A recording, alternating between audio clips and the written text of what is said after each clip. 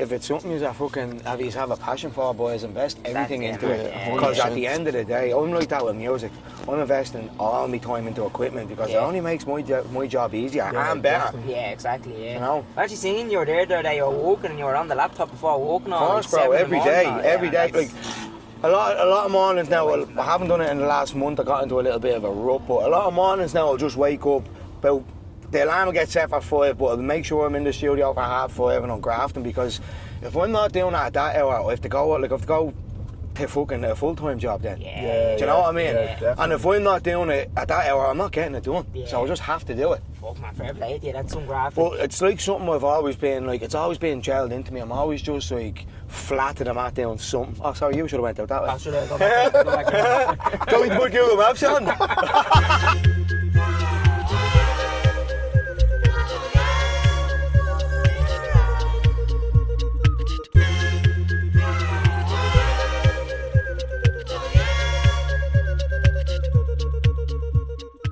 Are you from out here? Yeah, that's my board scaff there, but I know her since I'm a nipper.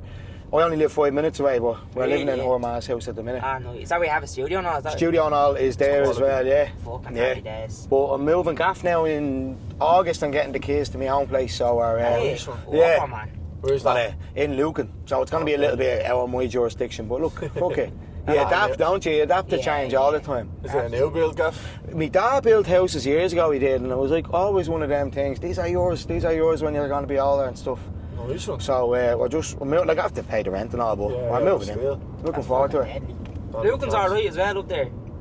The only thing is, right, this is going to be a bit of a cunt for me, because I got a job 5 minutes away from my house. I'm working 5 minutes away from the house now, and it's literally only after starting. By the time August comes, I'm going to have to sit in that M50 traffic going home. It's just not ideal. Caught that there, man. It's a fucking nightmare. Was it bad? Yeah, Hoxie. Like, just one crash. Gobshite's on how to drive the car properly. Like, it's fucking super. Yeah, fucking women. Will you set a studio up and all in that new gaff? Yeah. No, we're gonna do the whole gaff up, but they have it designated. It's attic converted, so that's gonna be the new studio. And then, as time progresses, I will end up building something on the property as well for. Yeah, that's fucking unreal. Something about making music in an attic, I just not really a fan of. No, and the reason why is because, I don't know, it's a real enclosed space. I'd rather be in like a big open area to make music. At the minute, my studio it's small. Don't get me wrong, it's perfect, but it's very small, and if you're doing 10 hours a day in a studio, in a small space, it can feel very enclosed in on you. Yeah. This is probably a question for later on, but do you find how did you like it? Let's do it. Fuck it, we'll start off with the worst. No, it's not, but it's, if you're making music at home, do you feel like it's a bit different than if you were going to a studio? Or does it make a difference? Do you know what? See, look, don't get me wrong, again, I'm very lucky to have a studio, but I find if you have your own studio and you're pushing yourself to go out to a studio every day, it can feel like a 9 to 5. And making music should never feel like a 9 to 5. You make me, and that's just from personal experience. I found like I was overdoing it in an enclosed space with no other ears around me. So that's another bad thing as well. I find when you're making music, you're constantly just repeating your mistakes. Yeah. You're never correcting mistakes. Yeah, I get what you mean. I'm just trying to think. We actually, I don't know if you know, but we do a bit of stand-up comedy. Okay. So there's a bit of a creative aspect there where you need to sit down and write new jokes here and there. I'd say it's a similar sort of ideology ideology and all. What am I saying, man? This fella's on the monster. No, but do you know what I mean? Like, you have to kind of force yourself at times, do you? Look, I think music, comedy is probably in the same sense. You're creating something. It's art. It's a form of art. Yeah, definitely. Like anything, I find even with my day job, I'm a carpenter, but it's a form of art. You're creating something from a fucking plank of wood. Where it's like making music, creating something from nothing all the time. Yeah. You're just going in with fresh ideas. So.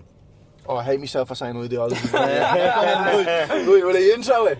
Is that not even an intro? No, we'll put 10 minutes in there. Do you want to do the intro?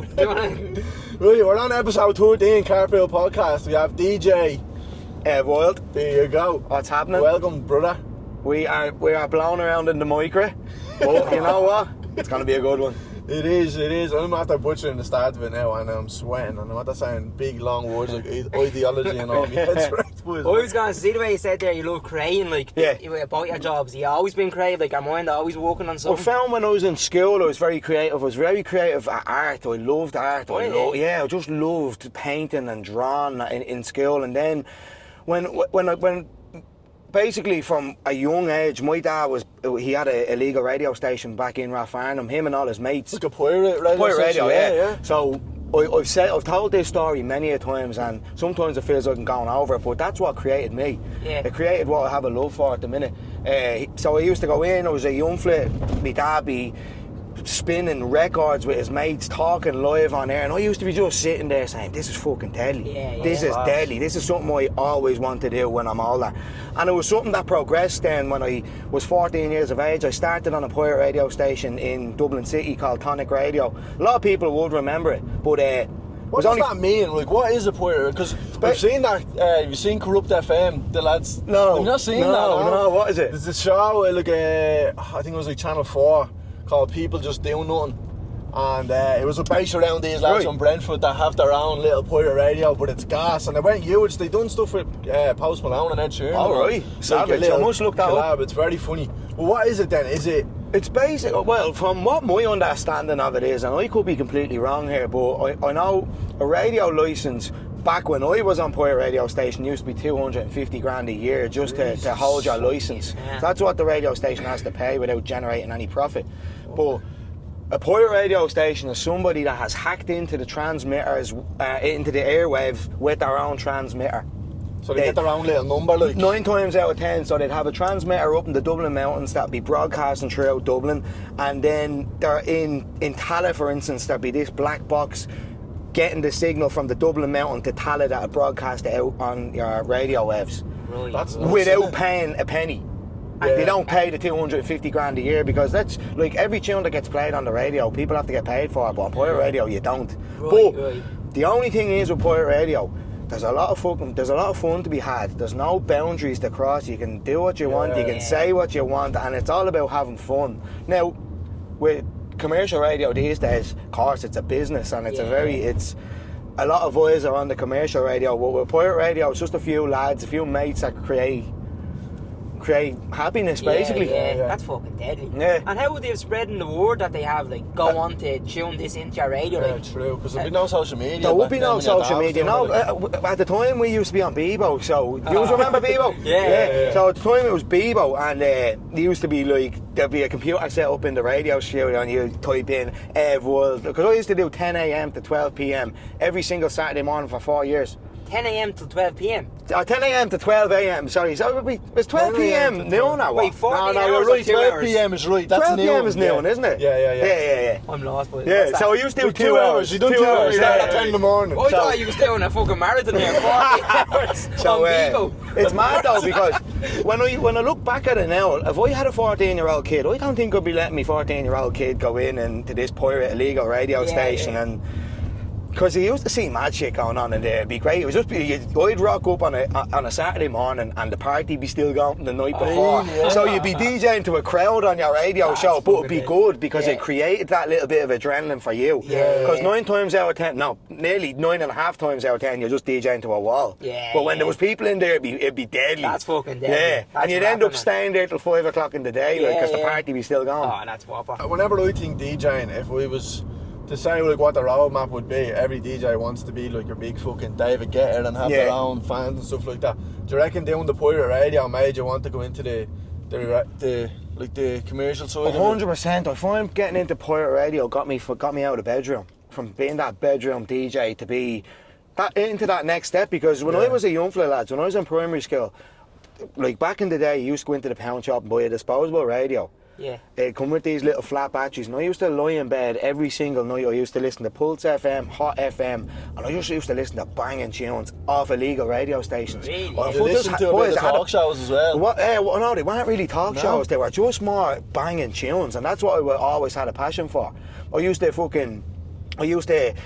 see there'd be like a radio you'd buy out of Argos, and it had a tape cassette in it. I used to tape people's radio shows off pirate radio stations because the tunes were that good. There was no Spotify. Yeah. YouTube probably wasn't even out. That's fucking So it mad. was like, this is how I can listen back to this, because I don't know the names of them. Yeah. I just always had a Music, passion for man. banging tunes, illegal radio stations. That's like a proper documentary when Yeah, you it hear is, like a isn't it? DJ Yeah. starting out and they're always like that fucking But mad it's- into it, like mad into What it. age are you? I'm 30 now, going 31 next in June. So you're 16 years basically doing this Yeah, now. boys, I've been a long time doing it. Even when I thought when you brought up David Guetta and you were going to ask that question, I was like, is that what your passion's for? Of course, that's every DJ's passion, but I think at the minute, what my passion for is at the minute is to be wealthy, to have a family, a healthy family, because life goes way too quick, lads. I'm 30 now, I'm looking back saying, the dreams I had when I was 16 and 17 are still there, and I'm still chasing them, but I'm only getting older, Yeah. you know? Yeah. So that's it. The goals in life is just to be fucking wealthy and healthy and Yeah. No, I like that, man. I like that, but fair fuck shit. See, I was going to ask you as well about, see when you're doing normal DJ, like fucking spin, say Yeah. you're on spin doing DJing, do them lads, would they have originally wanted to do like fucking clubs and all as well? Like, do you know what I mean? This is a mad one. When I was, oh God, this was actually in around the same time I was on Pirate Radio Station. By chance, a bloke that booked me for my first ever nightclub gig, I was 14 years of age. It was in Rathfarnham Village, Touch nightclub it was called. I think he was one of them spinnies. Do you know the people that drive around in the spin cars? Oh, yeah, He yeah, got me into work experience in spin when I was 14, 15, and I Yeah. done it in there, and I was like, oh, I want to do this. Yeah. I really want to be on spin. And it's mad, like fast forward 10 plus years and I'm like, I have me on That is, show. yeah, that is mad. It's crazy because when it was Charlene, I done a track with Charlene Murphy, the influencer, Yeah. and she got asked to play Longitude, and fair play to Charlene. She asked me, do you want to come out and perform it with me, like play the tune? Deadly. I was like, what a legend. That's fucking So I got to meet the spin crew up there, and I got to chatting to the head fella. I was like, just told him my story and stuff. He seemed quite interested in my story. Yeah. And he was like, do you want a slot? You have a 4-week slot in August there for you. I was like, fucking right, I do, yeah, definitely. do Deadly. So there I am in, March.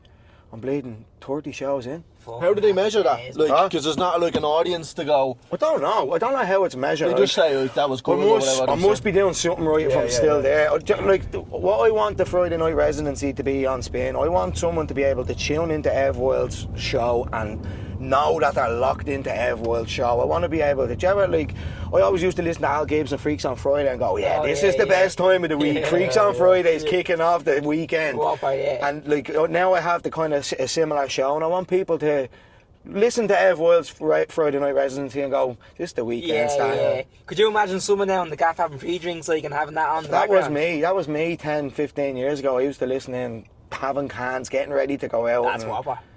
do you know, I just Yeah. want to spread the love, because music, again, it's art, and it's a lovable form of art that certainly captures me. Yeah. So I want 100%. wanted It to capture can other change people. our mood, like big Of course. time. Obviously, Imagine a like, world without music. Yeah, yeah. Stop, man. It's mad. Fucking You'd be hell. grumpy that's- as fuck. Oh, Would you- you rather have a I'm world probably without- grumpy as it is, but a world without music or a world without food? Now, because you're a hungry man at the minute, so. right. That's a hard one. You come on. It's That's a surely hard a world without food for you. It would be a world without food, but I don't think I'd survive without food either. I love food. I love music. I do love music, There's but going to be a food influence, ain't he? what's up, lads? Here I'm rating this restaurant. Is it completely different doing that? Doing the radio DJing to doing it in a club? Like, it's obviously different. You don't have a crowd there, but is it a completely different buzz? Like, you. It's the same skill set. It's always going to be the same skill set when you're DJing. Like, it's a DJ DJs. But when you're playing in a club, I personally, as a DJ, I don't ever go in with a set list. Oh, you I'll just do create about a set list of 2 hours, but I'll always crowd rate, because you'll play a tune and you'll lose your dance floor straight away. Yeah. Right, yeah.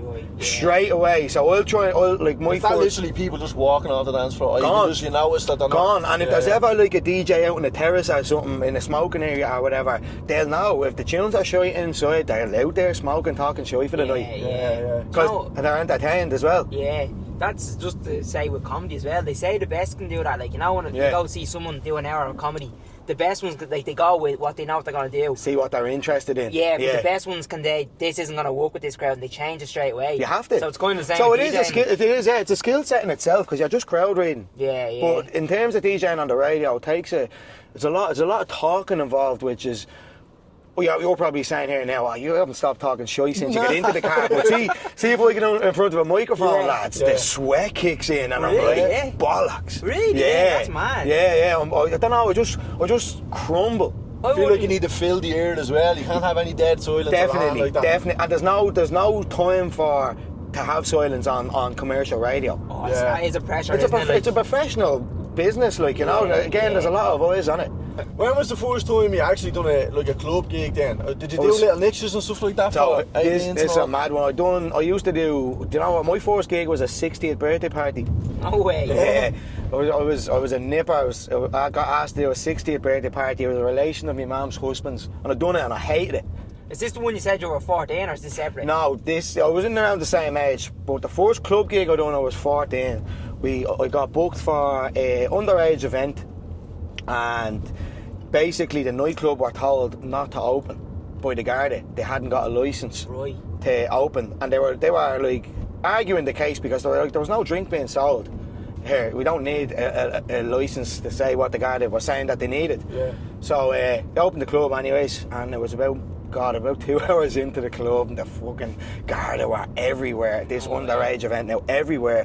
What did I do? Picked up the fucking microphone. We don't need a licence. We don't need a licence. The place started bouncing at an underage gig. That's fucking mad. It was mad. So I got taken out of there and brought up to another nightclub up the road, because I was actually fairly gutted, because it was like that moment of DJing that I was like, this is what I waited for, and it was taken away from me in an act. So I got brought to another club that night, and they just said to us, look, we're going to start it off here again. So that was my first gig. Yeah, it was shut down. That's fucking, man, at 14, like, and I can just imagine us at 14, like, and one of our mates saying, I'm going to fucking DJ a bleeding club here, like, we'd be like, what the fuck, we're going on to play FIFA, like. It's mad though, because the times were a lot different when I was a nipper. Yeah. Times were very different. Ireland was a lot safer. Like, you could let your youngfella go out. Like, my ma let me go get a bus into town, into Thomas Street, every single weekend at that hour of the morning at 14 years of age. There's not a chance I'd let my youngfella go in. No, not nowadays. No like, way. Fucking, so it was a lot safer then. And would you have spent then all of your teenage years just doing those little gigs, like, and still doing pirate radio? I would have spent doing like underage gigs. There was a club in Rathmines I went on to then called Tramco. I would have done that. That got shut down. And we kind of moved. But then as I got closer towards 18 and stuff, it stopped. It stopped for a long time. I kind of stopped. Yeah. Yeah, there was a lot of things that came into my life that took me off course big time, and a lot of them are going to be the obvious, which was drinking drugs. It just directed me, it diverted me, and it just took me away from what I fell in love with. Of course. Because you're at that age, you're going out, you're allowed to drink, everybody's partying. I became that person on the dance floor, and I wasn't the person that was fucking entertaining the dance floor. You know what I mean? Yeah. Drinking drugs took over, and it took over for a few years, partying mainly, but... And when did you get back onto it? Like, would you have still been doing a bit of DJing at all then now? No, not really, to be honest with you. Then I kind of just started focusing on making music and trying to, because being a DJ and playing other people's music is great, but being a DJ and playing your own music, and I always knew, I never had my own music to play, but I always knew that was the feeling that I wanted to chase, was playing my own tune. So I took time off and taught myself music production from YouTube. See, that's mad, man, when I hear like people saying that, teaching yourself that, because to me that's fucking mental, like. So I can't though, bro. If you have a love for it, if you see the vision, you're gonna make yourself into the vision. With this in a way, like, we fucking taught ourselves a lot with the editing and all that shit. Like, no one really taught us. No, like, I even say that to you. You do all that editing yourself. You just learn how to do all that. I think that's fucking. And you know what? As time goes on, you're only gonna get better. Yeah. You're only gonna get quicker. Yeah. You find it awkward when you write a new song, because you know when you get a song on your phone, right, and you love it and you show your mates and you're waiting for their reaction, right? Do you have a rule where you don't do that? You just put it up on Instagram or something? Happens to me all the time. Yeah. It does. The music I create, not everybody's into, and I do understand that. So there are a few people who show music to, and there's a few people, like in the last year and a half, I haven't shown people a lot of music that I've been working on, because I've been in a quite a dark place mentally. a lot of days of the week, and then some days I'm great that I will like get into the studio and make music. So, but there are people that are with me. Girlfriend will show music, and she's the most honest. She'll say, "No, that's shy. That's shy." Or if I create a certain type of music, like my brother likes the more commercial dance, I'll send it to him and he'd be like, "That's a banger," but I know it can only show certain types of people, certain types of music. But like that, I've got mad imposter syndrome, so I do be looking at people waiting on the response, and if, like, it's mad. I created a tune nearly a year ago, last May, when I was probably in the darkest point of my life. Family got desperate, and I was fucking... it was just mental, it was. So I made a tune. I made a breakbeat song, and I made it from the heart. I made it like... I just made it from the time and place that I was in, and I'll show you in a while. You'll understand. But it was mad, because I'm signed with Universal, and I sent it over to them, and from that, the minute I sent it to him, he goes to me straight away, "Mate, this is a fucking hit. This is a tune." He says, "I really feel it. It's not what you do. It doesn't suit you, but trust me," he said, "this is a song." So from that day, I've been like, right, it's a Pussycat Dolls sample. We got the sample cleared from the Pussycat Dolls. Yeah. It's coming very soon. Mad. It is. Bro. Like my first tune was a James Blunt release. My ma loved James Blunt growing up. My brother, like that from Born and Tapes. Remember cassette tapes? Yeah. My brother done the same thing for James Blunt for my ma. And I was in the car for years, so every time we get into the car, we listen to James Blunt. Then we got this brainwave to remix a James Blunt song with Shanice Griffin. And James Blunt clears the fucking sample. I'm like... That's mad. And then fast forward on a few years later, me and my ma and my two brothers, we went to see James Blunt, and we got to meet James Blunt, me and my ma did. Really? So it was like a mad, surreal feeling. That is fucking mad. But getting back to it, lads, these are just people, creative people, that create art, that have a dream. That have made their dream reality. You know? Fuck, man. Oh yeah, is that the way... Sorry, go on. No, what were you going to say? Is that the way you'd usually, when you're, like, I suppose there's probably loads of different ways. Would you hear the sample and then go, right, I can mix that up, or you'll hear something in your head? Yeah. And then, how do you even... Every day is different. Every day a tune starts different. I might hear a sample like that and I'll be like, right, that's good, I'll rip that, or else I might hear a vocal. Some days I'll just start with drums. Every day is different. I remember I was away with my brother, and Tom Zanetti was on stage, right, and he was playing a song, and I started singing lyrics to a different song. Right. And I was like, that's fucking deadly. I was gargled in the pool, right? I tried to write it down and he found the next morning. I was like, what am I on about? See, making music and stuff, I find I'm shy. I can barely speak English, let alone fucking write lyrics. But see, when I'm in the room with people that can write lyrics, I am a serious addition to the room. Really? I just feel like I'm melodic, it's there. I hear melody. Like most of the originals that I have wrote, that most of them aren't even out. They're just sitting on a hard drive, not doing anything. But most of them that are there, I'm like, melodies, sick. But see, when it comes to writing, can't do it. Mad, isn't it? Cannot do it. Fuck, man. Yeah, I feel like it's like with comedy, like it's hard to just sit down sometimes. Sometimes it just has to come to you. Yeah. And then you write it in your phone, and then it's shite then when you actually look at it a day or two later. I find, even when I'm in the studio making something, one day I'll hear that and it's fucking deadly. It's lethal. And then I'll go into the studio the next day and I swear to God, I'm like, is that even the same song? Mad. What were you doing? It's mad. Is that the same when you're doing your own song with another artist? Like, would you sometimes get a little bit, you'll think of the lyrics and then you'll go and make the track off of it, or what way? About all the time? So, if I'm in with a singer now, everything's created in the moment. Really, yeah. Everything's created in the moment. You go in with a blank canvas. For me, I find it's the best way. There you go, right. I don't know any musical terms, so sorry about this, but would you say sing a bit higher and then I'll bring the beat down a bit? Yeah, of course. No, I'm a good, like, what do you even call that? What do them people do? Is it choreographer? No, director? No, directors in movies. You could use that. Let's not use that. I'm good for guidance. Yeah. That's kind of like my job. Because at the end of the day, I know how that end product should sound. Yeah. Do you know what I mean? Yeah. Would you ever get on and do a bit of vocals yourself? Vocals? Yeah. Actually, you know what? The next tune, my next single has me. I'm not singing, but I'm talking at the end of it. Class. Yeah, I'm talking at the end of it, and it was the day I made the song in 6 hours, and I don't want to keep saying it, but I was just in a low place, and something that came to mind at the end of the song was I was just talking to the microphone, and it was basically, do you know what? It's about time you realise that tomorrow might never come. So live today, and worry about tomorrow when it happens. Yeah. And it closes off the whole song. That's what, man. And it was like, I just got bad news that week, and it was like, it's really opened me fucking eyes, lads, that you're 30 years of age, life does not go backwards, it goes forwards in double speed, because that's what it feels like it's going now. Yeah, it's madness, man. I think I'm a good lyricist, so when we send you on Let's a few do it. voice Tunes, we'll do a new one, tunes in the car. Ideology. Stick that at the end of the song, that'll be good. Where do you want to go for Phil? Sweating. I'm easy, boy, so I am like extremely easy. Trying to think, we went past Pickles there, but it's probably a bit late for that.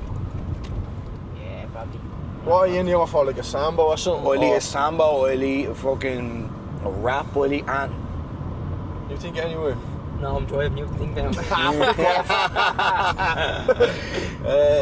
me think. We could just go to Pickles. Just getting another kind of monster. You want to go Pickles? Yeah, we go get a sandwich. Let's do it. Yeah, Good shit, good. what that lose me trying to thought there, because I had a good question to ask. Nothing worse. Oh, it's fucking poxy. I might just... I hate just asking questions like this now, because it feels like mad forced, you know that way? There's nothing forced. Have you it. got any... Songs. Have you got any mad stories from being a DJ? Because I know you've been away and stuff like that, haven't you? You've supported Joel Corey and... Mad. But you know what, lads? If you had asked me this question 5 years ago when I used to drink, I would be able to tell you mad stories. But I kind of gave up drinking at the right time. Yeah. When everything started working, I knew I had to. How long are you off to drink then? How long are we off to drink? I got me bored. I'm off to drink 10 minutes. 4 years. 5 years. 5 years. Like, that's 5 years of consistent every weekend. Yeah, that's tough, man, when you're in clubs as well. When you go into a club now, when you're walking now, would you go in, do your set and then go? Most of the time I will, yeah. Yeah, most of the time I will. If I'm in Spain or whatever, I'll make it my mission to hang around for a bit, because at the end of the day, these are the people that are booking you to come over to play in that club, so they definitely want to sit around and have a chat, you know. Yeah. But it's still a big network. Yeah, most of the time I would just do my set and go home. Be fresh. Yeah. Just be fresh. That's a mad one, isn't it? Like, if you're obviously, your job is being in a club and you don't drink, like, how hard did you find that day when you went sober? Not hard anymore. Like, I don't know, I gave it up. I'm the type of person, right? If I know that something is not doing me the world of good in life, I give it up. It's gone out of my life. Yeah. And I'm very like that. I just... gone, you know, but lads, he's nearly at the crash. I know, yeah. See that? Fucking stupid, like. Nice guard of directing. But yeah, no, I just felt like I gave up the drinking at the right time, so now it's easy for me to go home. Right, that's what I just love waking up fresh now. See, waking up with hangovers. Oh. No. Whole week I'm gone for. It's horrible, isn't it? Gone. That's 30, that's probably Nice one. Nice one for the reminder. You You could have said have grey beard or whatever, but definitely have a few greys. What was I going to say? You forget now. Fucking hell. Fella shadow boxing. What was that? I can't remember. It was a good question though. You were asking about Spain or not?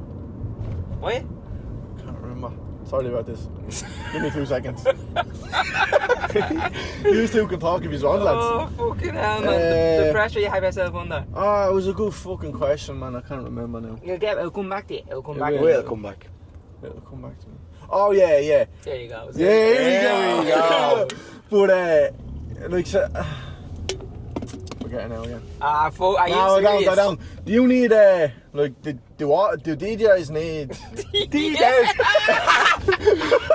Yes, do the DJs. Do you know what DJ stands for? Do you know? Disc jockey. Yeah, did you know that? Obviously, man. No, we didn't know that. Or Derek James. There you go, that's the name. What? DJ. Never heard someone called DJ? David James. Could be Is it? No, I Derek don't James. know. Derek James. I know Derek Derek James. James. I think it is, anyways. We only found that out last night that meant disc jockey. Fuck off, are you serious, man? Swear, what does that even mean, disc jockey? Disc jockey, so like when they used to they gallop a disc. Yeah. They jump hurdles. With a disc. That's mad. I can't believe but that's mad. No, I'm trying to think of the question now. No, but do DJs need like to be pumped up before you just go up? Or like you probably because you don't drink, so like you don't. I find I get very nervous before every single gig. If I'm playing in front of not every gig's are packed. Like you could go into a club and there's about 100 people on a dance floor. I'm still nervous. I don't know what it is. I get real nervous every time. There's a thing that DJs that just don't want to do during their DJ set, and it's press the pause button, and it's very easily done. Really? Yeah. So what? I would just. Well, it's very easily done if you're stupid like me, because I've done it before. I've done it a few times. By mistake? By mistake. So you have one song on one deck, one song on the other deck, and you think that you're pressing play on the deck that's not playing, and it's not. It's the deck that's playing. You're like, bollocks. What am I out there doing? And the whole place just goes quiet. You have a dance floor of 100 or 1,000 people looking at you. Oh, stop, that's fucking... That'd be like a mic cutting out. Yeah. Stop. What's your favourite thing? Do you talk much? On Come mics? on, put your hands up. No, I don't. No, no that's way. like hand like that. No, do you know what? He's not a Gardic. Put your hands up. Put your hands up in the air. Put your hands up. I find that... No, I wouldn't talk. I find talking... I don't really like DJs talking mics. You know what? There's one person that I love talking on a mic, and it's Robbie G. Yeah. Do you ever see Robbie G when he talks on a mic? In Belters Only? I don't think so. I think... I there's remember seeing the clips of him when he was at the Tree Arena and he had the mic, but he was singing as well. He was singing as well, but there's little few things that Robbie G says on a microphone that just gets you going. It gives you a little... Go on. Yeah, well... And have you ever felt pressure to be like, I need to get something like that into mine now? No. I tried it before when I was drunk, and my missus said, don't ever do that again. I wonder all the Pussycat Dolls. Yeah, probably like that. I can't hear you.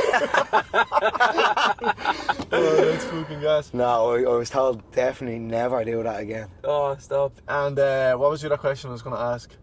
Do you... This is going to sound so stupid, like, so don't even laugh. Do you wear the headphones when you... like, do you wear headphones when you do it? You know some DJs don't. Yeah. Well, if they're not wearing headphones, they're muppets, because you need to mix in the next tune, so they're not actually playing a mixed set if they're not wearing headphones. Because you need to be able to listen to the next song coming in. That's all the headphones are for. Headphones are just to listen to the next song that's coming in. You take this ear off so you can hear the music that's playing in the club. Yeah. You can hear the next song that's coming in. You can mix the two of them together. That's why. Both ears. That's all headphones are for, yeah? Wow, I never knew that. I knew that they listened to the next song, but I just didn't really understand. Yeah, you're mixing in the next song, getting the next song ready.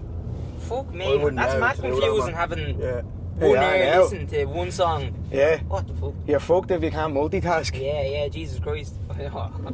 Lads, get sweaty in this car, doesn't it? Three boys are sweating. I was going to ask you about the sampling. See the way you said, obviously you get approval and all. Yeah. So if you say the Pussycat Dolls, you heard that song and said, oh, I'll do a tune here, like. Yeah. And then, like, do you send that off to the Pussycat Dolls then? Like, what way does that work? So there's ways of doing it. I'm in more of the legal way of doing it, because I'm signed with Universal. Yeah. So I'd send it to the person that has signed me up in Universal, my A&R. So he's the person that scouted me into the label. And then he'd do the work in the background, because obviously they'd have the connections. But the only other way of doing that is you're definitely never getting in touch with Nicole Scherzinger. Yeah. So the only other way of doing it is just do it, put it up on SoundCloud and hope for the best. If it blows up on SoundCloud, 9 times out of 10 you're getting it signed. Yeah? Yeah, 9 times out of 10. They're like, the original artists are looking at it saying, why wouldn't we? Because we're just going to make money off it. Right. That's all just money. What? Because then if you play a song, fucking don't you just say, right? Yeah. And then they know then people will like, oh, that's a cracker, and then go to listen to the original. Yeah, exactly. Take your man Casso, for instance, with that Prada tune. He remixed D-Block Europe and Ray. Right. He just put it up on SoundCloud and it blew up there, and Ray and D-Block Europe are like, well, obviously we're going to do this. It's bringing our tune back to life, and plus it's going to make us loads of money. Did I get a cut out of that? Of course they do, yeah. Yeah, they get all the cuts and all that. That's nuts, man. So that's how it's done. That's the 2 ways I know of doing it. Oh yeah, that's a mad. When I think about that all the time, I'm like, what way does that fucking? Well, because I was thinking like, you're not gonna reach out to fucking Nicole and say like, yeah, definitely not. Can I use this? And then what happens then? Oh well, bring Simon Cowell up and go, here Simon, get on to your mate Nicole there and we have a tune for her. Did you obviously all your stuff you started on SoundCloud, was it? Most, I'm a SoundCloud producer. I always was a SoundCloud producer. I was never really big into the Spotify. Right. I don't even have a Spotify account myself, like. No. Don't use it. I'm just listening to music on SoundCloud. It's just been that, like, again, from when I started, that was the thing. That was the platform that's free to showcase your art. Yeah. It's free. It doesn't cost money, like, you know, so.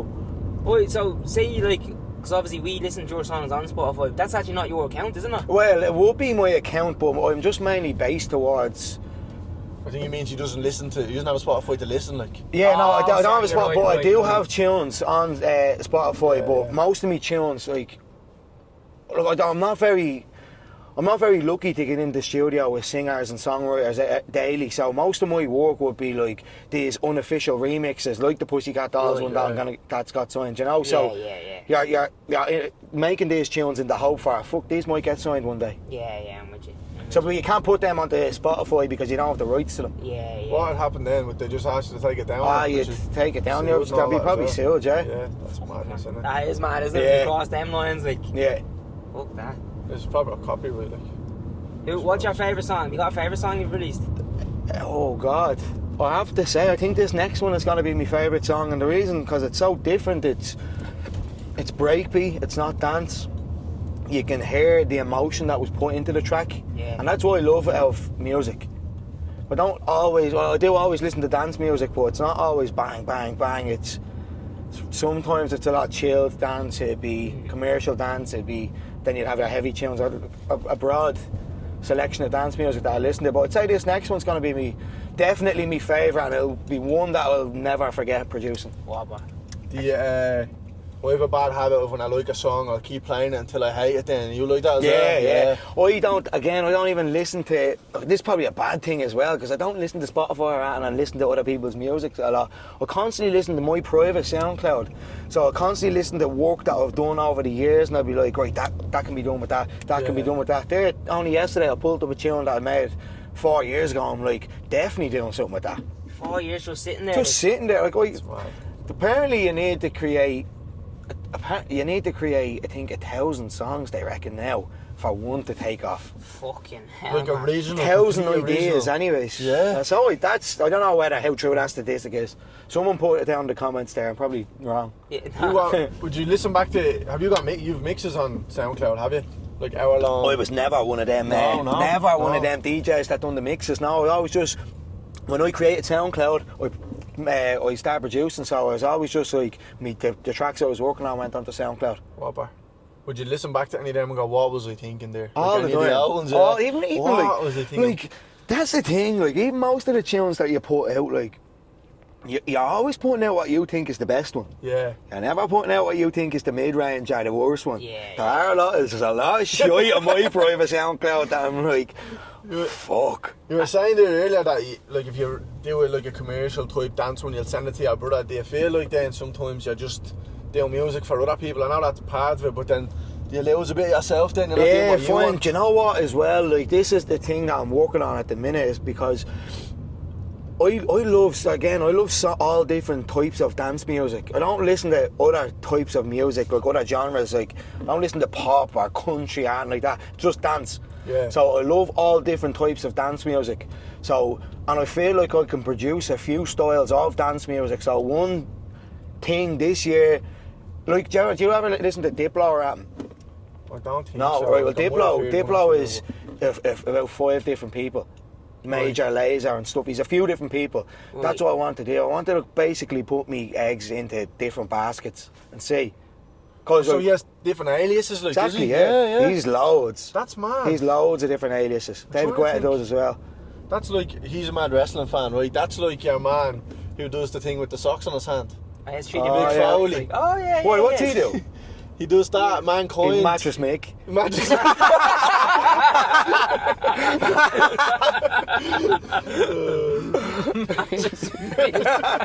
a legend. What a legend.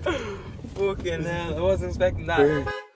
Are we leaving these on? No, I'm going to take them off. Yeah. We're just going to say we're going to get food now. Right. And then But in Spanish, do you know Spanish? No. English? Little No, he bit. speaks Little English. bit. What are you doing in Spanish? Fuck off. What am I going for food?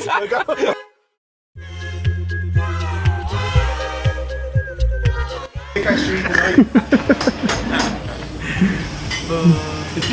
The first person who's actually acknowledges his comedians.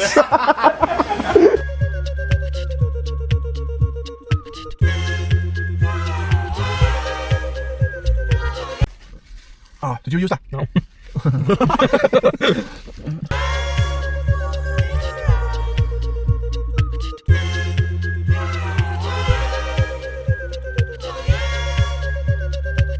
Is it hard then, even when you're signed to them, trying to get answers and trying to talk to people and...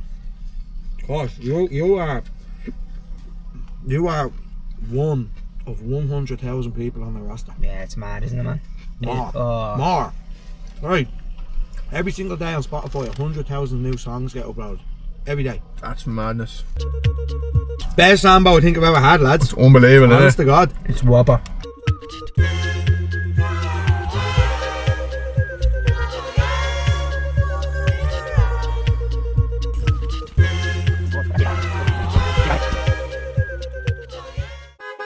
And I'm telling you now, lads, if you are in the position to do this in life, go travelling.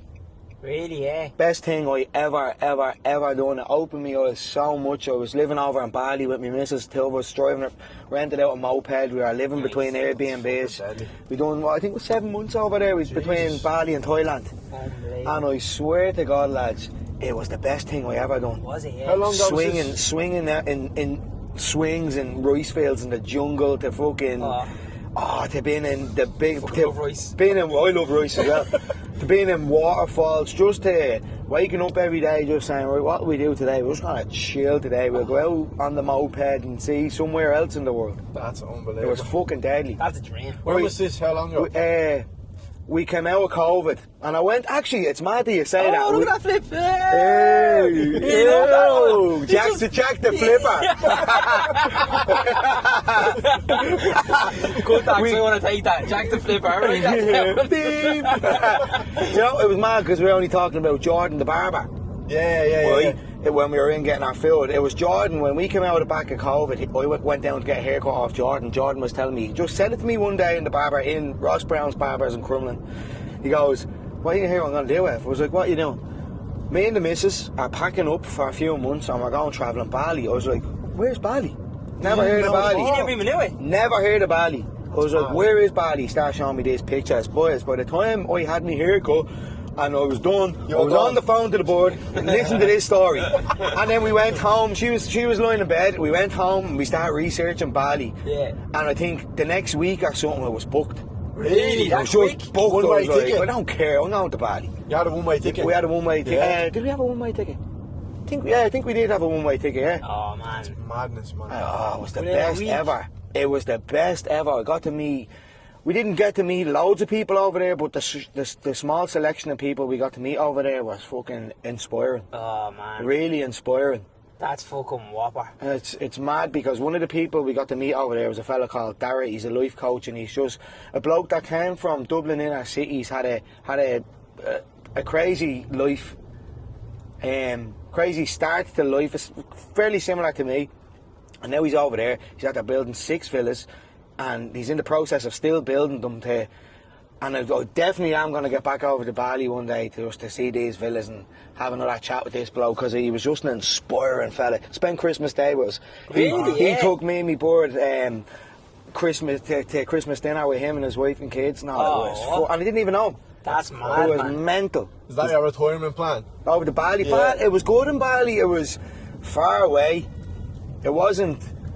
you felt very disconnected to home. Yeah. Because of the time difference, like when you wake up you only have 3 hour talking time with what goes on back home, so I found like every single second of the day that I was on the phone to me ma.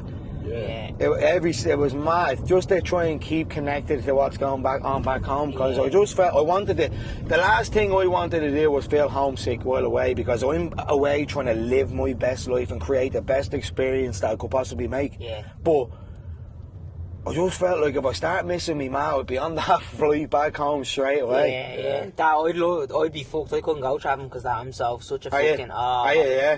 Boy, yeah, like it's fucking. I'd love to go, like, but my sister there, she's in SNA. she went to Thailand for like 6 weeks last summer. Serious. And she loved it, like, but I was just thinking I couldn't do that. Like, and even her, no, I haven't her in the house, I was like, this is so It's so quiet. Like, yeah. Selfish bitch. So Boy, weird. it's like, great, it is. It's fucking great. Yeah, she swears, but she wants to do it every summer now. Every summer. Yeah. Do you know what? I even said it to me missus. I was like, after doing Thailand, right? Thailand is like 10 years ahead of Bali. In Bali, you're looking at kids playing with like literally playing with traffic. Really? They're out with a football in their bare feet, kicking a football, and there's just cars and bikes. But like when you go to Thailand, it's like going to Spain. Right, yeah. But the beaches are 10 out of 10. Oh. Like 10 out of 10. We went to this, like, it was like a lake, and it was a hot springs.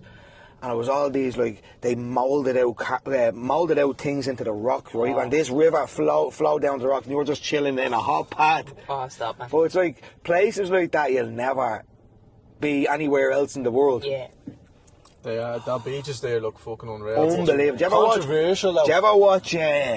ever watch The Beach with Leonardo DiCaprio on it?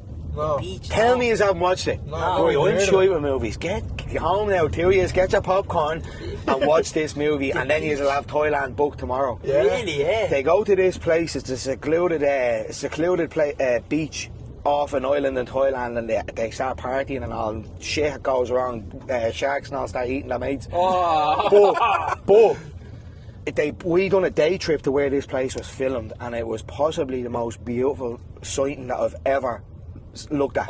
Ever. We were standing in, you're not allowed in the water, but we got in the water a little bit. Because of not much now, not much, because you're looking there, and I had the GoPro, right, and put the GoPro in the water, and there's just sharks swimming around. Really? But they want people to stop swimming in it because it's killing all the coral, which is all the sea life is just hasn't come into the bay. Why not show you this, lads? Fucking hell. Unbelievable. Did you get Bali baby? Oh. Bali baby? There's no Bali babies, no. But yeah, no, my missus got it a few times. I didn't get it. I got once. I had to get a doctor into the apartment to fucking hooked up with drips. Yeah. Really yeah, bad. No, you heard. Is it just from? It's from drinking the water, is it? They say it's from drinking the water, but like, this, right? This is an eye-opener to you, right? You're driving down the road in your moped, you look over and there's a butcher's, a Bali butcher's. It's a fucking stall out in the middle of the road. Your woman's in her bare hands, no gloves on, chopping up chicken with this fucking meat cleaver, right? And then she's bagging up the chicken, right, in her bare hands, handing it to the customer's handing her back the money, and giving back the change. No, You're man, like, right, these Bali people have stomachs of steel. Stomachs of steel, because they don't get sick from that, but we'll get sick instantly. See that stuff, like, I'd get sick. Did you ever see the TikToks of the Indian men doing their curries non-stop? Sick lads, I get sick. Oh my god. Just picked up a scoop of gunk and just Oh, throw it in lads, the it pot. opens your eyes, because like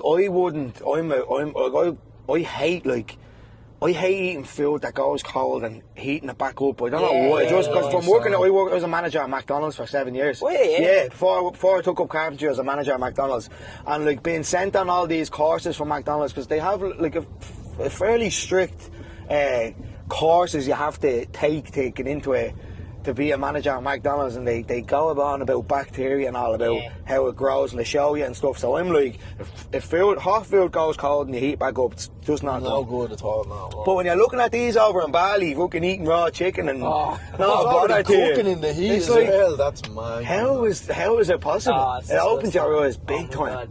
What were you eating over there? Do you know what? I was kind of like, there's a Balinese dish called the nasi goreng, and it was rice, noodles, chicken, cucumber, a fried egg. Yeah. It was mad stuff all in one, but it was nice. My missus now on the other hand, she was only limited to pizza and chips now. Yeah. She wouldn't even eat the steak around. She was paro, but yeah, I'd be like that, I'd say, to be honest. Like when we went to Thailand and all, I ate the little maggots and all. Yeah. Did you? Yeah, so I did. Kablu or something it's called, isn't it? No, it was like a little fucking dusty M&M. I don't even know how to explain it. It was weird. You would be into that, like the scorpions. Did you try that now? No, I didn't try the scorpion. It was like eating a load of bleeding. I don't know. Like, do you have stomach problems? No. I have stomach problems, so I need to take these little stomach tablets, like gastro tablets. Right. And it was just like eating one of them, real dusty and crunchy. Like a Rennie or something. Oh, it was rotten. Fuck that, man. I think I would do that. I would give it a go. I wouldn't be into eating all that like on the side of the street. I know you get a lot of them by the side of the street, but I definitely. Yeah, street food is mad over in Asia. Oh. Mental. No, boys, it's just... Gonna say there, the beaches are fucking little there, but when we go to Spain, I'm more of a swimming pool than a beach. Are you? Yeah, I'm not a big fan of going to the beach. Do you swim in Ireland? No. That's like so. I do the Christmas swim every year. I do. Is that the naked one? No, well, if I had something to show, I'd probably do it naked. But no, it's not. It's a fully clothed. Oh, is it? No. Fully clothed? Well, you have your shorts. I'm a go tracksuit. Shout out to Amigo. But no, you have your shorts on.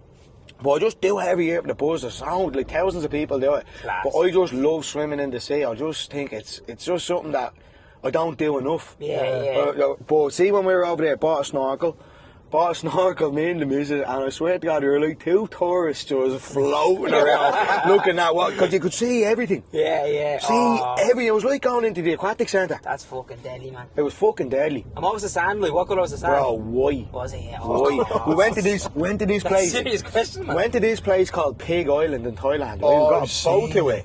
And it was like the whitest sand that I have ever seen in my whole entire life. And there was just pigs going around. Oh. It was mental. That is deadly. Oh, I love the beach. I was only saying this week to him. I fucking love the sea, like in the beach. Yeah. But at the same time, right, I do love that. But if it's to pick the pool or that, I'd probably stay in the pool all day. Like. It's a little bit safer, the pool. Yeah, it is safe. Just so I don't like getting the sand and all. I hate sand. Yeah. I hate sand. But see if I'm like picked up and dropped into the nicest place on earth, you can fucking damn right I'm swimming in it. Yeah. Do you know what I mean? And I'm staying in it for the day. Yeah. That's the thing. Once I get in, I'm not leaving as well. Like, I'd be there all day. Like. What's one thing you hate people doing on the dance floor? Is around that drives you fucking mad. Showing their phone up. Yeah. Something on their phone. Play this song. Because this is something that the viewers might find, he's a cheeky cunt, but I'm not a requestable DJ. Right. I'm a DJ that fair. gets kind of booked to kind of showcase his music. Yeah. And that's the DJ I want to be. I don't want to be an average club DJ, so... And it's a cunt telling people no, because you don't want to be a prick either. Yeah, but no. You ever got one where Not you're playing like, R&B. No, I'm not playing that. Yeah. And then you're like, oh no, that's Yeah. actually will go well now. No, boy, we'll give you a Rihanna remix. Yeah. See the way you said you did your 14, you did a 60th birthday. Yeah. Would you, like, is that something you'd ever do now? Like, Never. Yeah, I get text messages all the time to do parties and all, and I do feel like a cunt turning them down, but I don't enjoy them. No. The money is good, but I don't enjoy having a shit 4 hours for the money. Right. The money is good, but I need to enjoy doing what I do to get paid, and if I don't... Fair play to man, because I'd say it's hard turning down good Of course, money, I could be busy every single weekend doing parties and shit like that, and christenings and weddings, but it's like, I don't want to be that sort of person. I don't want to be, I want to be an act. Do you know what I mean? I want to get booked to You're the as star, an act. you're the talent. Yeah. Because I was only saying this to him on the way up to you, like, you know, I kind of touched on it with you there about the radio presenters, but you know them people that do them, like, fucking gigs, like a 60 and all, did most of them, do you reckon, say, I want to produce my own music eventually, and Possibly. and then what, just get into the road doing them? I can't speak for other people really, but I can only speak for myself. If I am like a party DJ, I'm sure every DJ has a dream of being a superstar. Yeah, I imagine so. Only probably 0.5% of people actually make it to be that superstar. It's mad. Yeah, you're gonna get fucking 1,000 no's in life before you get one yes that actually, you know. You were saying to us, sorry, go on. My little brother's a boxer, right? He's 17 years of age now at the minute, yeah? I was only telling you, he's only after getting taken up a fight in the Crumlin Stadium tonight under the Garrity card. Last minute, because an opponent was sick. So, he gets knocked to the curb every single fight that he goes in. He loses. Does he? But he goes back every single time. Now, not every fight he loses. He does. He wins a lot. But nine times out of 10, and this is not just because he's my little brother. I'm spectating this fight as an onlooker because I want to be able to tell me little brother, listen, bro, this is where you need to pick up and this is where you went wrong. 9 times out of 10, I'm looking at this little young fella saying, he fucking won by a mile. You know, but he gets knocked to the curb every single fight, but he fucking wakes up every day and goes back to training and wants to be that superstar boxer under the bright lights. And every single day I tell him, you're gonna keep getting knocked. You're gonna keep getting knocked, and I'm gonna keep getting told fucking no. Tell yourself yeah. Because nobody in this world is gonna tell you fucking no. Nobody in this world is gonna guide you down a path that you're not gonna be. You are a boxer. Simple as that. It's in your body, it's in your blood, and it's in your mind. And until you keep telling yourself that, that's when you're under the bright lights. Because if you keep getting knocked to the curb, you're going to give it up. And what the fuck did you try for? But it's like that, do you ever see that little meme where it's like someone pickaxing and they get so close to the diamonds, but then they're walking away? Walk away. Literally walk away. And the unfortunate thing is, it happens in every industry. It's rigged to the fucking core. It's rigged to the core in every industry. But what's the story? Because you said there, where you were just off camera, you said we're doing this at the right time, and what we're doing, it's the perfect time to be doing it. Yeah, so what's the story in Ireland now? Because I feel like DJing especially, but there's a lot of industries that are seeing a lot of success now. What do you think that is? I find since COVID, it's opened up a lot for Irish people. I feel Irish people, it's very hard for an Irish person to break out of Ireland. Extremely hard. How can an Irish person break out of Ireland when nobody looks in at Ireland? It's only Irish people competing against Irish people. It's good. And it's always been like that. So I feel, and only from what the question you just asked there, I feel like it's the right time for me now, is because I've had possibly the shittest 12 months that I could have possibly lived in my whole entire life. And I feel like I'm just at a point in life now where I can go that way or I can go that way, and I'm going that way. Fuck man, you're 30 years. Definitely that Irish resilience, like. I'm not a DJ or anything, but you have me inspired. Yeah, 100%. Nice one, bro. You know what? It's good getting out with. I feel like, do you know what it was mad? I was even talking about before I came on this. I'm like, I get a bit of social anxiety, and you might turn around and say you're a fucking spoofer, but I actually do get a lot of social anxiety, and I overthink things way too much before I actually overtake any obstacle or anything like that. And I'm like, what is this conversation going to be like? Is it going to flow? And that's what kicks me more. But this seemed to have flown fairly well, I think. Buzzing with it. What made you come on and do it? Because I don't know if we really have any contacts. Who use? Like with you, like, you know, some people we've had some people that we've known. I don't that's like saying I've been reaching out to people for my whole entire life, trying to get my music into the right hands. And I'm not going to look at someone that. Actually, can you rephrase that? Why did you ask me that question? We asked the last guest, to be fair, and I was do you think that I am a bigger? I don't even know what the word is. You do, obviously, you have a platform yourself, do you know what I mean? Like, you don't need us, you don't need to come on to do us, you don't necessarily need to come on and tell your story or anything like that. You don't need me. You don't need me either. You're just trying to do you. So, no, not everybody. Look, your platform is only going to be as big as what it can be in here. And that's what will get you to the next step.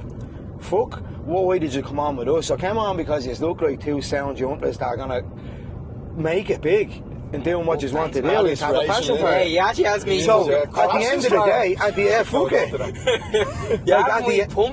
end of the day, because I've been trying to get my music into the right hands for so many years, into like people that I think is bigger than me, and it's like I've fought so many times to try and get it in there, and you don't even get a reply. And you know what's funny as well about that, man? Some of the people you are reaching out to now and keep going where you're going, they're going to be asking you for help in a few years. But don't get me wrong, even when you reached out to me first and all, I probably took a few days to reply. I am desperate at replying to people, but I do try and reply to everybody, as much people as I can. It might be a few days or weeks down the line, but I do get back to people.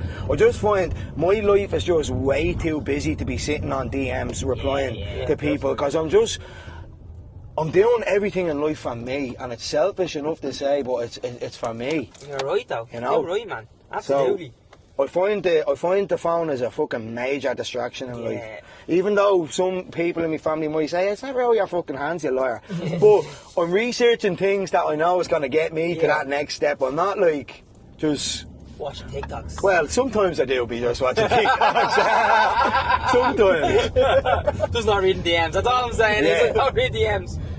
I hate texting. Even like, see when I'm in the car and See, like if I'm replying to people, I'm at getting this, figuring out this new thing, and I'm gonna be like, it's called the blocked. No, watch. It's like you just talk to your phone and it types out the message. I thought you were gonna say voice notes. No. Here. It's like about being 30, but I'm sending voice notes years, but if I'm the type of person you're gonna get them in a voice note. I'm not listening to that. So I'll just send the simplest, most text ever. But you're talking, it just texts it out. Yeah, that's handy. That handy. Yeah. You stick on a bit of pirate radio. Oh, I don't think they even get pirate radio anymore. Can you not? No, there's no such thing anymore, I don't think. No. They knuckle down on that. It's because there's a thing called Comrade, right? And it's a van that drives around. Now here, this could be the biggest myth as well, but I think it is true. There's a van that drives around with a frequency transmitter on the top of it, and it shows you when you're getting close to the strongest point of the signal where the radio frequency is being broadcasted from. Yeah. So you get caught straight away for over it, and there's a massive fine imprisonment on it. Is there? Yeah.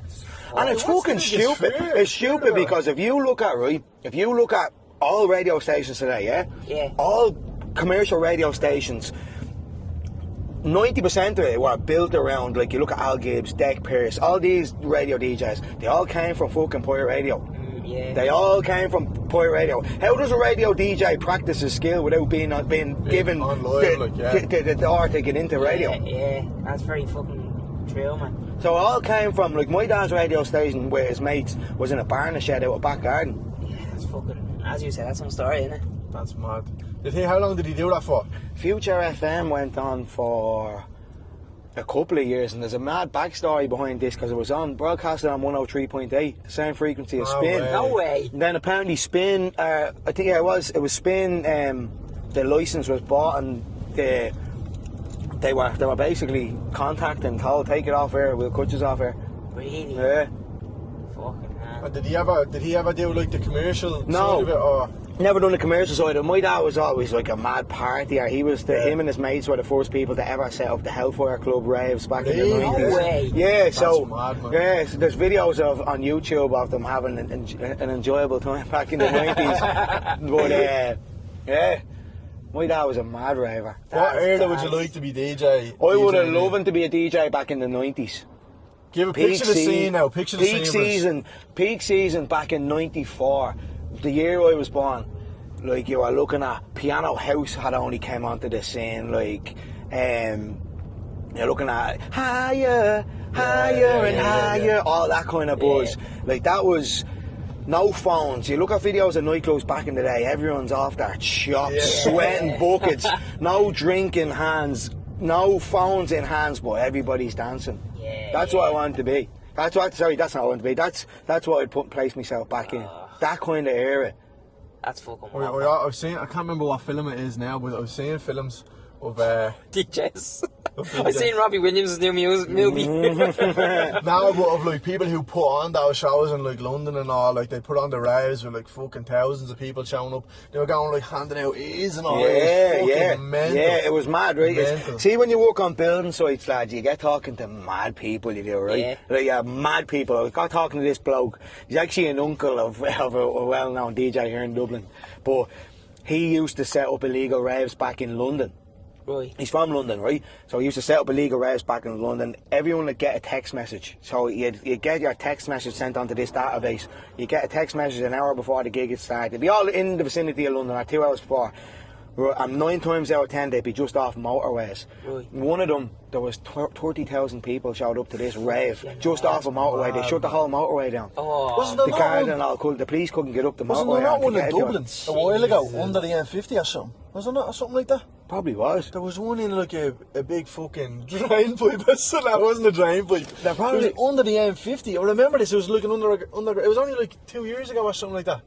I'm going to look that up now. Sometimes he has mad dreams, and with his dreams he thinks they're reality. Yeah, we done a few raves over the years. So a few of them made newspapers and stuff. Well, I didn't do them. I was a DJ at 2 of them.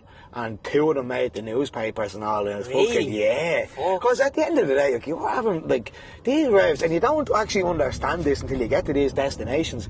These are everyday walking areas that people go on hikes and all, and they're going on a hike at 7 o'clock in the morning to find people on a nice one in the woods. Yeah. Do you know what I mean? That is fucking hard, man. What happens if they get raided? Who's in trouble? Is it the DJ that gets all the the equipment would be taken. I'm sure the DJ would be definitely arrested. Yeah, and then whoever owns the equipment and all that'd be all taken. Do you remember that one at Robin Hood Estate? Just there. That's what I thought you were on about, isn't it? Robin Hood Estate. Do you know? It's just in the industrial estate at Ballymount. Right. Do you not remember that one? No. It was just like beside the Cash and Carry. But they got mad advanced then after a year or so of it running. They used to have proper bouncers on the door as well. Yeah. Proper bouncers on the door. Like the raves that, like, it's mad when you actually think about how advanced the raves that I have been working on. There's been paramedics on site and all, and security. Really? Yeah. That's Because at the end of the day, raves will only attract certain types of people. Certain types of people that want to go out and be on a nice one. Yeah, do you know what I mean? Yeah. So if you're an event runner out these raves, you certainly need to have some. Like, you need to be caring about people's health. Yeah. You do, because you're landing them. You're putting them on a bus and landing them in the middle of nowhere. Someone needs to be there if anything goes wrong. Yeah. Even now, isn't all That's like, mad, though. isn't all the fucking corporate ones like Longitude and all? Don't they have drug tests and all there now? Do they? Yeah. Like, I think for You can test your own drugs. Test your own I've drugs, seen that yeah. in England. Oh yeah, seen that, but that's great because at the Yeah. end of the day, you're never gonna get rid of drugs ever, No. never, ever. It's only gonna keep getting more popular. People want the experience on them, so why not check what you're doing? Yeah. Do you know what I mean? I have an uncle that was mad into the rave scene back in the 80s and 90s, and he was saying they used to, like, the point, like the Tree Arena now, they used to have proper raves down there, like, which is mad to think now because the Tree Arena is so fucking like, Commercialised, yeah, kind of, commercialised. But he said, like, you'd go in, like, and he'd say, like, they'd be there for like 6 hours, like, and everybody's just fucking out of their face. My like. ma used to go raving back in the day. You know, but she used to before my ma, like, I wouldn't say settled down, but got a little bit mature. Like, my ma was very young having us, so, but she used to go raving. She went to this rave one time and everyone was on a nice one, and there was I don't know, I think she said there was like the lights or something coming from the stage, and they were up in the sitting area. The person that was in question, fucking, I didn't know who they were now, but thought the lights were a fucking floor and ended up jumping off the balcony, thinking they were walking onto a floor and died. That's heavy, isn't it? So it's like It's very dangerous. very dangerous. Did you ever throw any sessions around like that? Remember, like, years ago, they'd fucking go out to the Nike sign, here, you for the gold bricker. No, Like that, no? in the last recent years, this is a mad one. I don't know if you've seen this. In recent years, I love 90s dance classics. I grew up around 90s dance classics. That's all I ever listened to back in the day. So I started transforming your local pub into a rave. No way. Yeah. So it'd be the most illegal but legal setting. Oh, right. Do you know what I mean? It's Yeah. like it's a 90s dance classic rave, and all the tunes would have been like what would have been around back in the day. So I Yeah. transformed a few pubs into 90s raves, and they were seriously successful. People just went out, and if judging as a DJ looking down, that's the night that would have been one of the most memorable DJ sets that I would have played, because there was no phones. Everyone was just there to Was that enjoy the rule, like, music. did you say? No, there wasn't even a rule, but everybody was just there to enjoy the music. Yeah. And it was like, I was born in 94. I wasn't even raving back when these tunes were. It nearly felt like I shouldn't have even been the DJ. Yeah, because I was too young. Yeah. What is your, have you seen that one that they done in the Academy recently? It was like an early nightclub. I think it started at like fucking 5 o'clock in the day or something like Right. that, and then it went on till 9. Right. Would you be big advocate for that? For early raving? Yeah. No, not really. It was a I find- rave, and I don't even think there was like a lot of people weren't even drinking at it. No, do you know what? I just prefer to dance at night time. Yeah. It's just always been, that's kind of been that's the time frame that you go out dancing, it's at night time. Yeah. I think fair play if people want to do sober raving. I do sober raving now. I very rarely drink when I go raving, but I just think it's comes called a with the culture, nightclub. doesn't It's it? not Like- called a day club. Yeah, it comes with the It's a nightclub. Yeah. That's interesting though, because you're already very passionate about music, but I think that is fair. Like, it does come with it, like, it's a nightclub. But Yeah. do you know what? I much prefer festivals over nightclubbing. Do you? I much prefer being out in the field on this temporary set-up festival Yeah. and just enjoying life, rocking around in your shorts, t-shirts, sunglasses, and there's thousands of people around you doing the same thing. I love that. See, going out to nightclubs and all, I find it very overrated. Yeah. I find it very overrated. Here's one, right? This is a mad TikTok trend. But blind rank your favourite, right? 1 to 5. What do you mean by blind? So we're gonna give you a certain situation, and then you say whether you like that first, second, or third. Well, here, I won't know the first. And now it's the thing, so you need to hold them back, right? I like this. Right, so I'm gonna give you this is definitely silent discos. 4. 4, right? So that's second last. So we're only doing 5. Do you want to give? I have a story about that, so that's why I'm saying 4 was good. Well, you're doing a huge set, the biggest set today, but it's music you don't like. 5. Fuck, now I don't have one. Nah, he's at the creating this game. I can't think of I it. would assume when you had 10 in the Yeah, no. This is on the spot. I just wanted to do that silent one. What was that one we I don't just... even use TikTok. It's not a trend. I was down in Oxygen in 2011. Any of you remember Oxygen? Fuck you are old, man. Yeah. Oxygen 2011. Now I was young. I was only 16. And I was let go to a 3-day camping festival, right? But I went to my first ever silent disco, and I was enjoying myself all weekend, and I was there, but I wasn't there, and I had these headphones on, right, and I was listening to this tune, and all I was jump around. I was like, yeah, this is good, yeah. Looked over, and there's someone like that singing a completely different song. I was like, the fuck? Took off the earphones, right? This fellow was singing, oh, we're halfway there. I put the headphones back on, it's jump around. I was like, am I tripping or what? Mad. Am I tripping? You had no idea what the whole thing was. Didn't know there was 2 DJs on. Sometimes they have 3. There was 2 DJs on at this one, You boy. can set the outs differently, like you can... Do you know what, actually? Channels. That's actually something that should be definitely brought to life over here. Silent disco raves every weekend.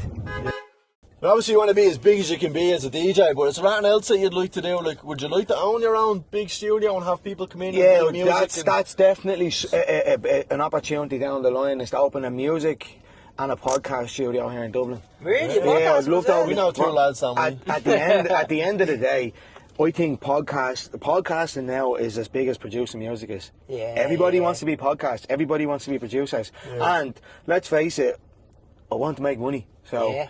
And I have the tools up here and here to be able to build things. Yeah, so just true. make use of it. Do you know what, man? That's very fucking smart. What? Like, just saying that, because obviously producing music and then like, Yeah, I'll go into podcasts. Same thing, really. yeah. And like at the end of the day, I could be. And the only reason why I'm getting this, I was over in London, right? This is a bit of an eye opener for me. I went over to London to a big producer over there, organised by the record label, right? Yeah. And sat down with him, got to chatting with him. He's about, I'm not going to say what age he is. He's older than me, good bit older than me, probably same age as my man, that. Anyways, he was telling me, he goes, look, Ev, this is what you need to be doing. Focus on Ev Wilde. Ev Wilde is your main priority, but Ev Wilde shouldn't be your only priority. You have a tool up here, like, to make music and with sound, to make 20 other branches off that. Yeah. 20 other branches might not work, but one of them is bound to blow up. Yeah. One of them that he's done is a classical pianist. His brother is a pianist. He produces the pianos, uploads it onto his Spotify and all that. iTunes has picked it up and he's making mega money Really? off his classical piano music, because iTunes keep putting it into relaxation apps. Oh I'm my like, God. I can do that. Yeah. I can't play piano as a fucking pianist, but I can do it. Yeah. Do you know what I mean? Of course, yeah. So he said, look at your tool up here as a business, and don't look at it as just Ev Wilde. Yeah. Because you can make a lot of money elsewhere. So I'm like, right. And the only reason why I'm saying that I want to make a podcast studio, he has it as well. Okay. And he's got journalists and all coming in. He has a fellow working for him that does all the editing and all. I can train someone in to do that. Yeah, Yeah, yeah. definitely. Do you know what I mean? Oh, man, that's whopper. In-house. Oh, then constant on the go there. Of course, bro. Like, at the end of the day, when you reach a certain age, 30 years of age, and you don't have your own stability in life, like, and I do have stability. Like, I'm very grateful for where I am at the minute and stuff, but I don't have my own house. I don't, like, it's a bit of an eye opener. Yeah, yeah. It is an eye opener, because Yeah. I'm like, I could easily potentially be halfway through my life. Yeah. You know? Yeah. Yeah, and you know how fragile it is as Of course. well. Anything could Of course, happen. And like, anything happening, life can Yeah, just yeah. change like that. Fuck, man. So, to close it off, be around your loved ones, enjoy what you do, Don't ever stop fucking doing it. That's fucking deadly. Quality, man. No I better feel, way. man, inspired So now. do I. I'm not home to write loads of jokes now. That's fucking unreal. Boys, man. Deadly, thank man. you very much Thank for having you. me, honest to God. No, Thanks for coming on, brother. It's been like, it's something I've, even over the last few months and all, I've been saying to myself, I really want to go on to a few podcasts, because it opens up so many different avenues up here that you get to actually talk about your experience and hear other people's experience, because producing music as a solo artist can be very, very boring at times, because you're just there yourself. Isolating as well. Of course, Yeah, of course, it's good to get out, and especially putting yourself in the deep end and talking to people that you don't know. Yeah. You know what I mean? That's, it's been Huge. good. No, man, It's been thanks, fucking man. good. Man, that was fucking That I was think there's class. about 2 hours of content there. Walk over me when I get home. Yeah, that was fucking class. Just for the bit, I want to go around one more time. Yeah, we went like that. Wee! Does this look good on camera, lads? Quality. I'm in the wrong lane. Where Where are are you you going? going? This way? Oh yeah, Okay, you're going right left then. there. What's this? Here's a checkpoint, boys. Oh, camera on. Stash that. No, honest to God, he's sober. He's sober. No, we should be alright. We've not gone past guard or that with this, but we just pretend it's a dash cam. Yeah. What are they going to say? Yeah, exactly. You're not doing that. This is fucking DJ Ev Wilde here. Don't you know? Tune Joined the in. Universal. When you hear how funny this story is, lads, I got a text message off Ben Williams the other day, right? He goes, listen to how mad this is, bro. One of my mates just after being gone through a checkpoint there, and he was wearing a Miko fashion, and the guard goes to him, oh, Miko fashion, is it? Yeah. He goes, do you know Ben Williams and Ev Wilde? No way. Yeah, and Ben's mate goes, yeah, and the guard goes, 2 Muppets. Sound guard. And it's like a faker show. They're all on the ropes going around mad and all. Right. Did you ever see what's No, the Cirque du Soleil or Yeah, something, is something it? like Circus du Soleil they Right. have over there. And people say, Here, my bottle of water's that they're spilling a little bit in here. I didn't piss myself. A little bit. Just in case you piss myself. It's all over my phone and all. is it? Lads. Lads. If you That wanna sandwich go shot with that killing me. The what? That sandwich shot that killing me. I'm like that in the back regurgitating. Bro, where are you going here? Left Go left here, right? And You I'll were just direct here you home. 2 Yeah. seconds ago. Oh, yeah, Second yeah. ago. Empty. He's not there emptying the whole tank. If you're listening to music, what's your actual genre you listen to? Dance. Just dancing. House. Mainly house music. I love piano. I love it. I love a piano and dance music. Listen to people dancing like. Ah, Yeah. Oh, fuck off. sorry, you lost me there. I'm didn't after that one was a thing I shit said all joke. day. Fuck the two of you there. you? No, right? I think it's right here. Yeah. Sorry. Yeah. I'm actually a shit director, aren't I? Director. That's for movies. You turning or what? Oh, where am I going, boys? Let's go straight. I'm going straight Yeah, ahead. you're alright. Here's the way in you. Hey, would you like a bit of Spring of Carpenter now or anything No, like that? no. No, me either would I, no. And you fucking You definitely do, don't you? He was dying for me to say I do, like, wasn't he? Yeah, You know this song? Serena Karen. Where's my car after getting moved? Oh, yeah. Skip's gone. Is that you there, is Yeah. it? Nice. That reg there, though. The 242, yo.